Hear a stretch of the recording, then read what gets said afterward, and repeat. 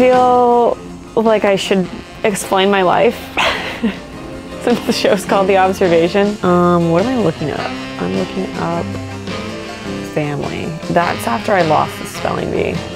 I got out on the word naughty, but I spelled half right with a silent L.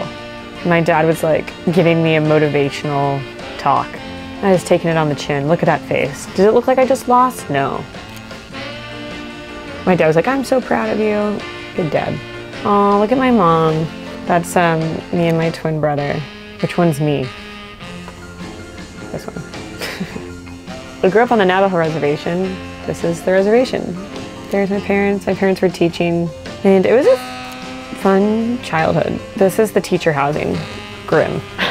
We had this like fenced-in yard, and we lived in this little unit. I used to dress myself. This is also on the reservation. A lot of creativity as a child, putting skirts over dresses. She was always Americana.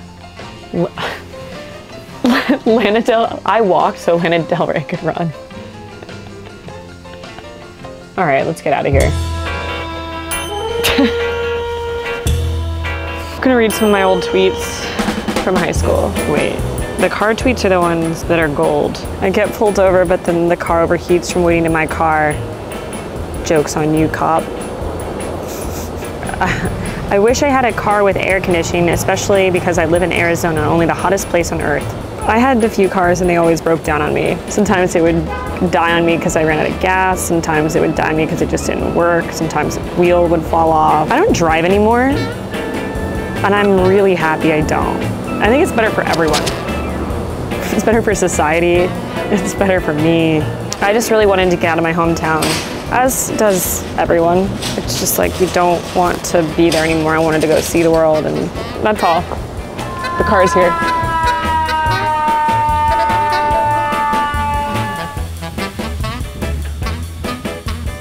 I applied for Fox News.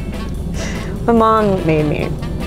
She wanted me to work at Fox. Oddly, got the internship there. It was the Roger Ailes reporter program. Roger Ailes created Fox News, massive media tycoon, a very conservative player in politics. I was in his program. This is before that Gretchen Carlson had like called him out basically for harassing all the women there. She did that like a week into us being there. And so we were in this program, so you can imagine it was chaos. And so they didn't know what to do with the program, so they rebranded it. But it's crazy because the movie Bombshell that came out in theaters is basically how Fox operated and the whole reporter system. So it kind of hit deep because I was just like, wow, that could have been me. Anyways, dodged that bullet. Didn't end up at Fox, thank God. No shade against the network. I think no, that's actually not true.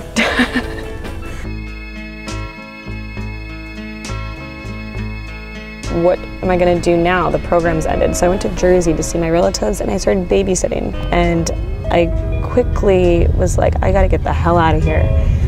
And I need to find an internship, and I got a PR internship at Berlin Rosen, which was the exact opposite of Fox. I was now working for the left. So then I had to figure out how to make this $15 an hour internship work. And so I was living in hostels and Bushwick and commuting 7 hours a day from South Jersey in my grandma's car. I got a ticket in that car too. It took me years to pay it off. It was only 80 bucks, but I had no money at the time. I came to New York and I really felt compelled to stick it out. More of a personal test to myself to know that I could do it. I don't know, life's short, you just gotta go do all the things. Go live in New York City. See if you can make it.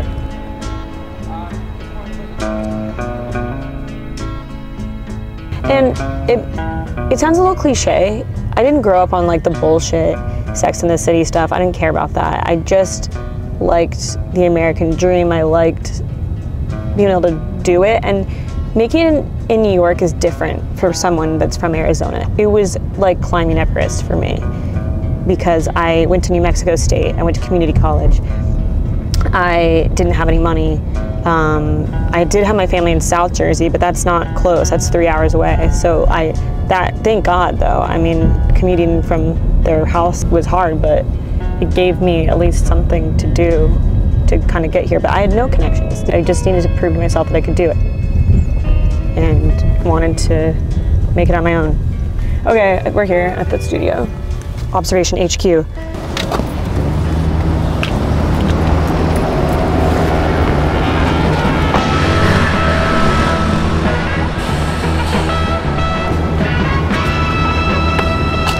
I got a job in crypto because it's desperate. They needed people to work in comms, and I was like willing to basically take a risk in this new industry and see where it would go. I worked at a PR firm for two and a half years, and then left and joined a company called Lolly, and basically built out their entire comms marketing team.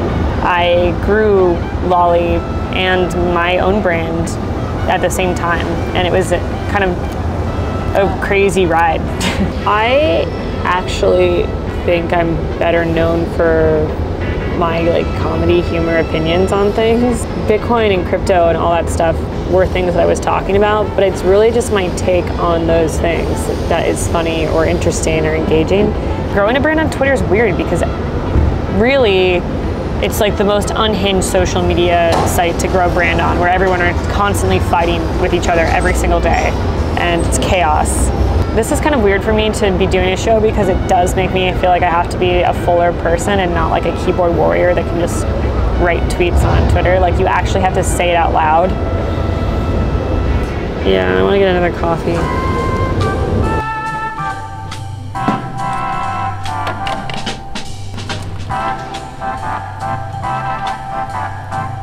The observation is brought to you by Cash App. Cash App's an easy way to send your friends money back and forth.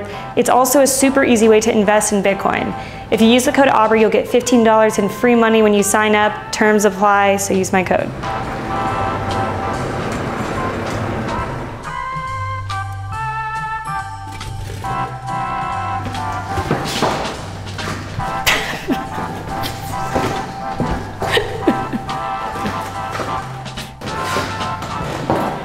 So during the pandemic, I thought it'd be funny to launch a show, and it took a long time because I kind of wasn't allowed to launch a show at my old job. So I decided that I wanted to go out on my own, and I was kind of exploring other ventures and working with different companies and helping advise them. So I was like, why not do a show, you know? Just put your whole life out there. I think that content has not been done right in the crypto space. It doesn't show a human side to what this industry is, and for it to actually scale, it needs to be interesting and entertaining and cultural. And this show is really a cultural show about this. Probably the craziest shift of tech that we've seen in a long time. Similar to what social media did. It's totally revolutionizing everything. So subscribe and stay tuned so that you don't miss anything. I don't have the keys. Do you have the keys? Oh my God.